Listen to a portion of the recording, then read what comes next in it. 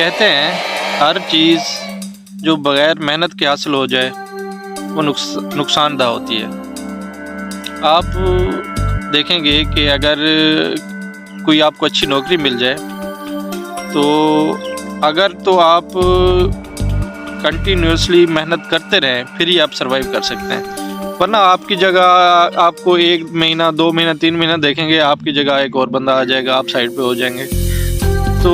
اسی طرح اگر کوئی لڑکی ہے آپ کو اس سے عشق ہو گیا ہے تو وہ آپ کو ناخن چبوا سکتی ہے،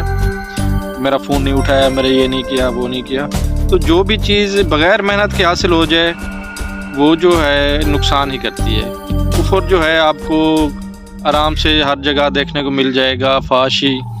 لیکن اسلام اور جو بھی دین کی باتیں ہیں وہ اب بڑی مشکل ہوتی ہیں، وہ لوگوں کو سنانا، اور لوگ بہت کم اس پہ عمل کرتے ہیں۔ تو اسی طرح اگر جو بھی